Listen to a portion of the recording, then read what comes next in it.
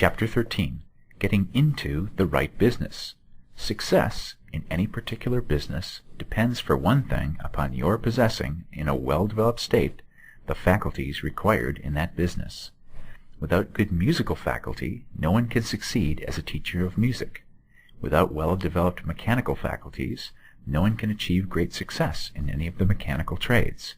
Without tact and the commercial faculties, no one can succeed in mercantile pursuits. But to possess, in a well-developed state, the faculties required in your particular vocation does not ensure getting rich. There are musicians who have remarkable talent, and who yet remain poor. There are blacksmiths, carpenters, and so on, who have excellent mechanical ability, but who do not get rich. And there are merchants with good faculties for dealing with men, who nevertheless fail.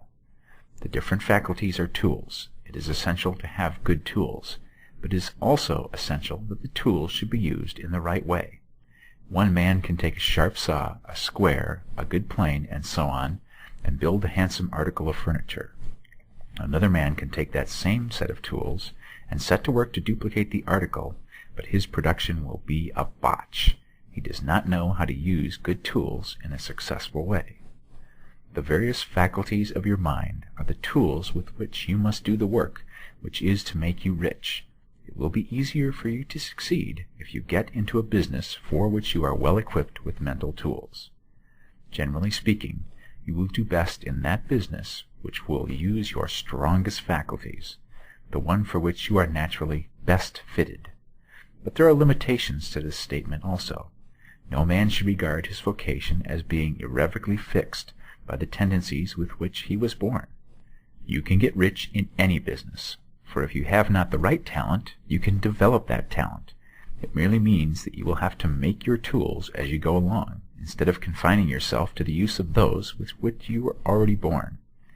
It will be easier for you to succeed in a vocation for which you already have the talents in a well-developed state, but you can succeed in any vocation, for you can develop any rudimentary talent, and there is no talent of which you have not at least the rudiment.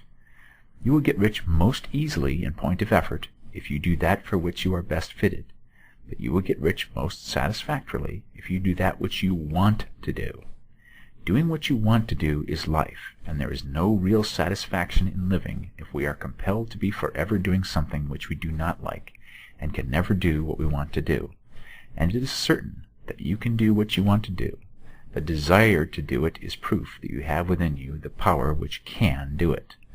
Desire is a manifestation of power. The desire to play music is the power which can play music seeking expression and development. The desire to invent mechanical devices is the mechanical talent seeking expression and development. Where there is no power, either developed or undeveloped, to do a thing, there is never any desire to do that thing. And where there is strong desire to do a thing, it is certain proof that the power to do it is strong, and only requires to be developed and applied in the right way. All things being equal, it is best to select the business for which you have the best developed talent. But if you have a strong desire to engage in any particular line of work, you should select that work as the ultimate end at which you aim. You can do what you want to do, and it is your right and privilege to follow the business or vocation which will be most congenial and pleasant. You are not obliged to do what you do not like to do, and should not do it except as a means to bring you to the doing of the thing you want to do. If there are past mistakes whose consequences have placed you in an undesirable business or environment, you may be obliged for some time to do what you do not like to do. But you can make the doing of it pleasant by knowing that it is making it possible for you to come to the doing of what you want to do. If you feel that you are not in the right vocation, do not act too hastily in trying to get into another one. The best way, generally, to change business or environment is by growth. Do not be afraid to make a sudden and radical change if the opportunity is presented, and you feel, after careful consideration, that it is the right opportunity. But never take sudden or radical action when you are in doubt as to the wisdom of doing so. There is never any hurry on the creative plane, and there is no lack of opportunity. When you get out of the competitive mind, you will understand that you never need to act hastily. No one else is going to beat you to the thing you want to do. There is enough for all. If one space is taken, another and a better one will be opened for you a little farther on. There is plenty of time. When you are in doubt, wait. Fall back on the contemplation of your vision, and increase your faith and purpose, and by all means, in times of doubt and indecision, cultivate gratitude. A day or two spent in contemplating the vision of what you want, and in earnest thanksgiving that you are getting it, will bring your mind into such close relationship with the Supreme that you will make no mistake when you do act. There is a mind which knows all there is to know, and you can come into close unity with this mind by faith and the purpose to advance in life if you have deep gratitude. Mistakes come from acting hastily, or from acting in fear or doubt, or in forgetfulness of the right motive, which is more life to all and less to none.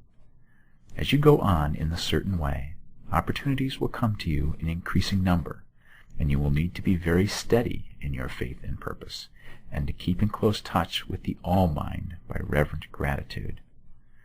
Do all that you can do in a perfect manner every day, but do it without haste, worry, or fear. Go as fast as you can, but never hurry. Remember that in the moment you begin to hurry, you cease to be a creator and become a competitor. You drop back upon the old plane again. Whenever you find yourself hurrying, call a halt. Fix your attention on the mental image of the thing you want, and begin to give thanks that you are getting it. The exercise of gratitude will never fail to strengthen your faith and renew your purpose.